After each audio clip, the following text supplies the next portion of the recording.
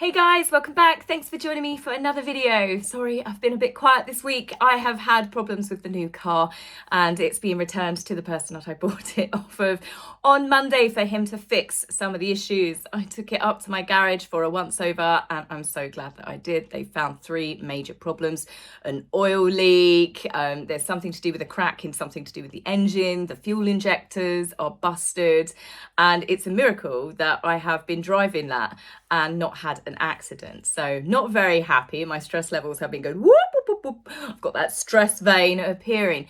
Now, obviously, we've been inundated with this Endgame story, or Endgame, as most people are now calling it. And it's not to do with the royal race row, because as I've said, anyone with a brain cell, there is no royal race row. There's nothing to do with racism. Asking or inquiring or even having a joke or a conversation about what a future baby, bearing in mind Harry said it happened before Meghan was even pregnant, what a baby might look like. Blonde hair, blue eyes, ginger, big nose, big lips. Who knows? It's an exciting conversation that everybody has when they are either pregnant themselves, their friends are pregnant. Ooh, I wonder who it's going to take after. My mum, your dad. It's a normal conversation. So for them to keep calling it a royal race row, they're just stoking this race baiting fire. Now that is the seriousness of this story when you think about it. It's the fact that someone is trying to imply that our king and our Princess of Wales is racist. That is the narrative that is being pushed. And worryingly, it looks like that narrative is being pushed by the couple that started it in the first place. Now, when the book first came out, it was said that Harry and Meghan were distancing themselves, but they did no official statement. If they had, through their spokesperson, done an official statement and said, none of this is true, it's not accurate, we haven't spoken to Omid Scobie, then the story would have been shut down pretty much immediately, and Omid Scobie would have found himself, well, pretty much in the same situation that he is. He's wriggling like a worm on a hook. But the fact that Harry and Meghan haven't done a statement, that to me makes me believe that they want this to continue. They are enjoying this. They are seeing these accusations much like they did after Oprah, the race row, racism, who is the royal racist? And Harry took 2 and a bit years to say, my family are not racist. So that to me is implying that they want this narrative to be pushed, the awful king, the evil Princess of Wales. And we know who loves to peddle that. Funnily enough, quite a few of you guys mentioned, I actually edited it out of the last video by mistake.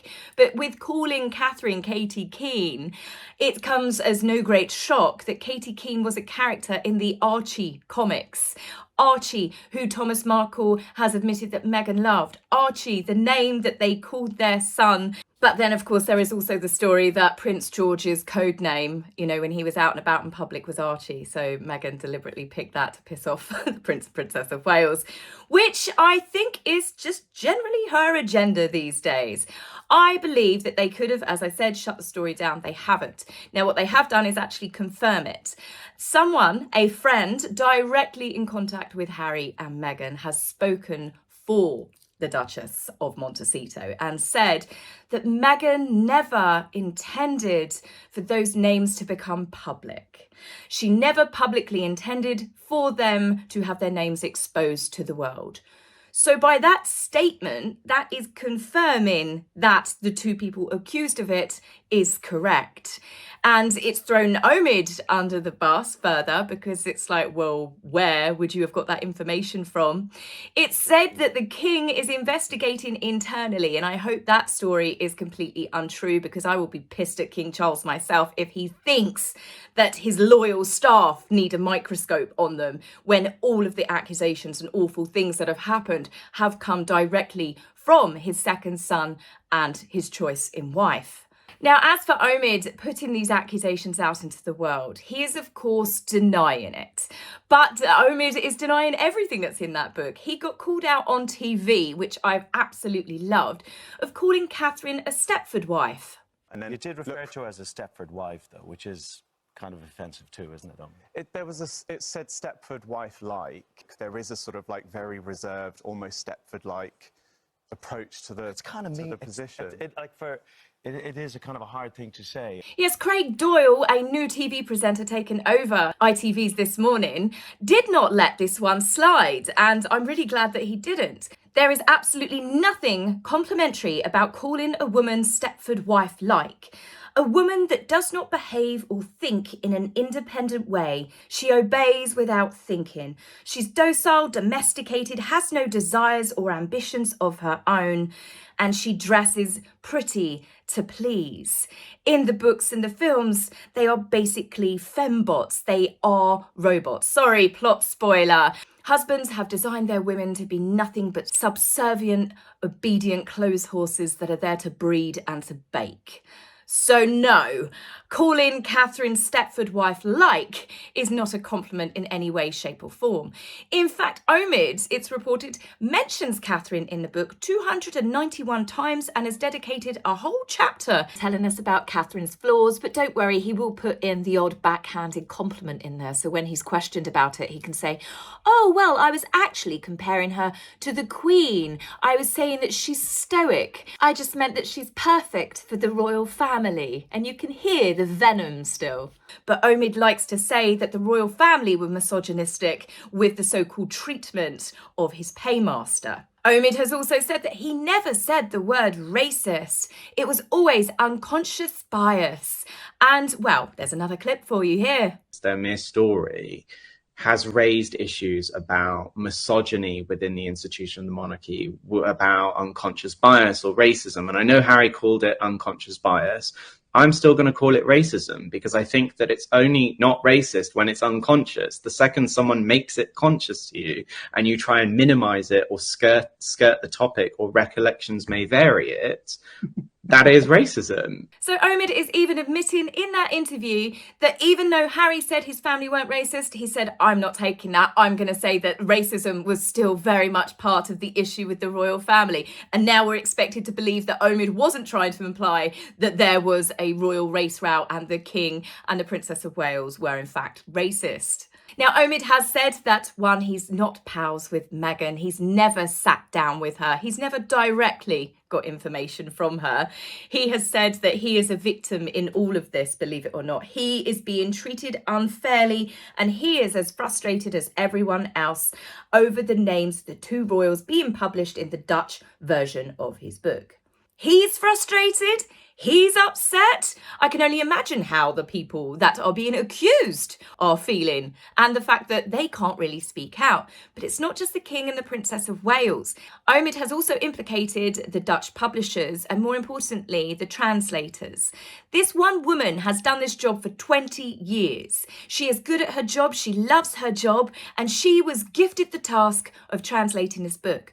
Omid has said that he's got no idea how those names ended up in the book, and because he doesn't speak Italian, Spanish or Dutch, it's obviously fault of someone else. This is the way Omid is trying to wriggle out of it. He is implying that this paragraph just got put in the book magically, and this poor woman now has her photograph and her name associated on Google, not to her career, but now to the royal race row, and the fact that some people are trying to imply that she herself made up the names. Yes, because she thought after a successful career of 20 years, do you know what, this book's a little bit boring. I'm going to spice it up and I'm going to put in a paragraph about the Princess of Wales and the King of the UK Commonwealth nations. I mean, no one will really notice that, but that will be hilarious, won't it?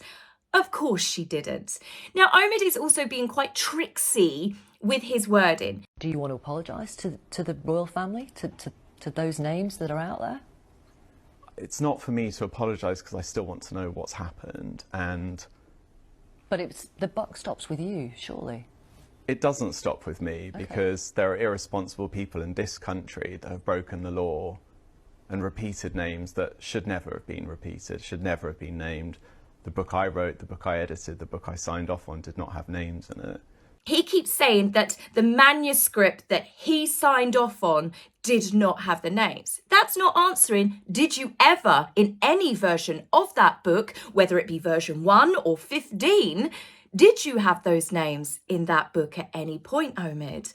And I think the answer is quite obvious. When Endgame first got announced it was going to be released, it was even said then that Omid will name the royal racist. And it has come true because he has.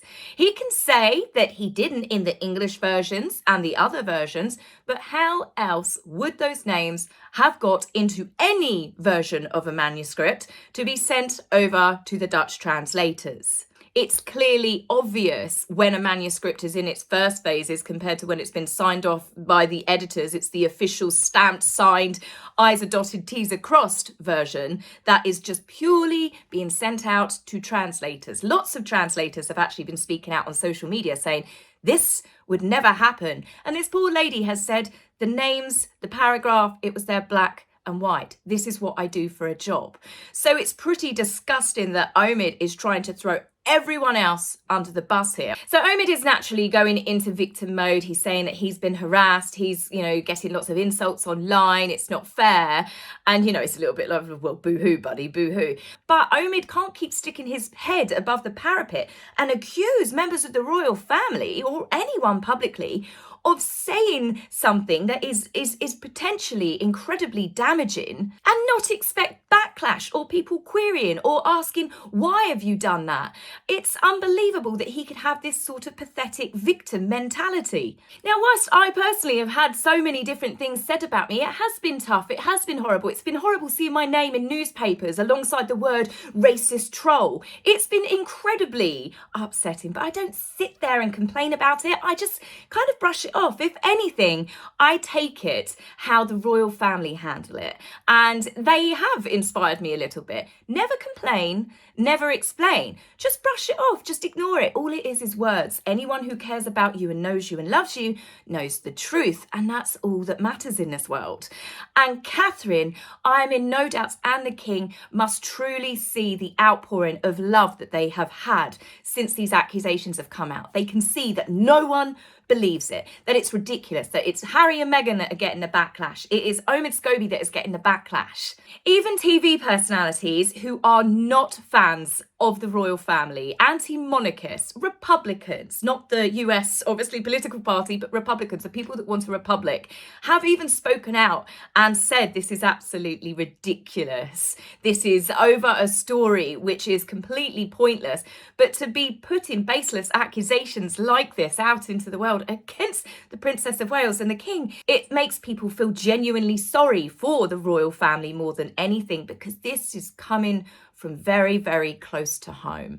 And as many people have said, this has completely destroyed any hope of a reconciliation. But I can't help but think, is this why Harry and Meghan decided that they were going to try and reconcile with the king? Why they said they wanted an invite? Why the king apparently even got a birthday phone call? Is it because they knew that this was coming? They knew that this little plot had been hatched and it was going to throw everyone under the bus. So they quickly put on a charm offensive, because I'm sorry, for me, it was just all too suspicious that they suddenly decided that they wanted bygones to be bygones. They were in the Christmas spirit. They wanted to spend Christmas with the family that they've done nothing for the past nearly 4 years, attack and trash. My gut feeling is telling me that was nothing more than premeditated damage control, because they knew this story was going to break. This huge mistake by respected publishers, by women that have worked in the industry. This has never happened before in their career, but it just happens to be a book about Harry and Meghan, or mainly Meghan's grievances, and this just gets leaked. So, again, highly suspicious. But as I said, the royal family are keeping calm and carrying on. There was an incredible reception for the Prince and Princess of Wales as they arrived with the Crown Princess Victoria and Crown Prince Daniel of Sweden to the royal variety performance. There was a standing ovation, and I hope Catherine is feeling the love from everyone. She was certainly feeling the love from her husband, who looked at his wife like he just wanted to swoop her up and carry her off. It was incredibly lovely to see these two have this affectionate moment in front of the cameras. You can tell that they are each other's rocks. You can tell that William is very protective of his wife. I can only imagine what he's feeling right now. And if I was Omid Scobie, I wouldn't try and get caught by Prince William as he drives past, because he might find himself in the path of the car. But, you know, Catherine and William have got such a wonderful dignity about them, and I don't think that Prince William is going to let this slide. But as for the royal variety performance, Catherine looked absolutely glamorous, didn't she? She came out that beautiful hair, the wind blowing, she looked like a goddess, and you wouldn't believe that any of this is actually going on behind the scenes. I can imagine that Catherine is still incredibly hurt by it. I think it's obvious to so many that this couple, no matter what life may throw at them, they are solid, they are in it together, they're each other's lobsters. I mean, they are just an adorable couple. Can we just quickly go back to Crown Princess Victoria though? Ooh la la, I love the dress, the little bit of the shoulder shimmy. She looks absolutely beautiful. And it was really nice to see photographs of the two royal couples earlier in the day when they had reunited with the Swedish royal couple at Windsor Castle. Back in 2018, when Catherine was pregnant with Prince Louis, the Swedish royal couple had hosted Catherine and William, then the Duke and Duchess of Cambridge, and accompanied them for a 2-day tour of Sweden before the royal couple had then moved on to Norway. So now it was the Prince and the Princess of Wales' turn to host. Obviously, with all the hoo-ha caused by this poison burn book, that some media outlets are calling it what it is directly, Meghan's revenge, it must have been a welcome distraction. Whilst Catherine looked beautiful as they greeted the other couple, a few people on social media did actually point out when we saw the official photograph of the two couples together, Catherine looked tired and a little bit sad behind the eyes. And I was genuinely worried. But then when I saw her get out of the car with a very dashing and handsome Prince William, the smile on her face, the standing ovation at the royal variety performance for her, I thought, you know what? I think there's too much love for her, and I think that she is honestly going to take this on the chin. I'm not sure long term whether the royal family should engage in any sort of lawsuits with Omid Scobie. It's such a ridiculous story, in all honesty, that it's almost, why would you give credibility to something that is just so pathetic? By creating a big storm and a court case about it, it would just create more drama for the royal family, and they are ready to just move on from this subject. It's Harry and Meghan and their cheerleader that are just not willing to let this feud drop. But the public's reaction is actually quite funny. People don't care. I will go as far to say people no longer give a single shit about the fallout with Harry and Meghan. Nobody cares about Meghan's hurt feelings anymore. Nobody cares that Harry was cut off from his pocket money. No one cares that Harry was pushed into a dog bowl and Prince William broke his necklace. Nobody cares about it anymore. We have been oversaturated with it now for 4 years. Meghan was part of the royal family for 72 engagements. People are so bored of this couple airing their grievances. And as I said, it's clearly obvious where this came from. And it's clearly obvious to most people that this accident was done on purpose to cause maximum damage again to the royal family. When the king was over in Dubai, Catherine had the royal variety performance. It was clearly obvious that this is just one big petty storm, that they wanted to have one last resurgence of this royal race row and how Meghan is a victim. Harry and Meghan can continue trying to attack the royal family as many times as they like. They can do it through court cases, they can do it through friends, they can do it by accidental passages ending up in a translated book by their cheerleader. They can throw as much mud as they like, but no one believes it anymore. There's too many lies that have been proved. There's too many ridiculous stories that have come out about the couple. All this book, Endgame, has done has potentially been the end game for Harry and Meghan and these stupid PR games that they try and launch against the palace. The palace is not going to give in to them. The palace is not going to engage in this ridiculous narcissistic battle. Catherine and William one day will be king and queen, and Harry and Meghan are going to be so insignificant. They will just be a blot on the history books. And as for Omid's book, well, I think he might find himself in court at some point. I don't think the royal family, as I said, are going to sue him, but I'd imagine that these ladies, the translators and the Dutch publishers, have a very good case of defamation that they might like to bring against him. So anyway, guys, that's it for me, and I will be back with you next week. We will be talking about Sophie's visit in Colombia, the king, and just the rest of the royals, because as I said, this story, I'm so over it now. Anyway, I hope you have a lovely weekend, and I will see you soon. Take care for now. Bye.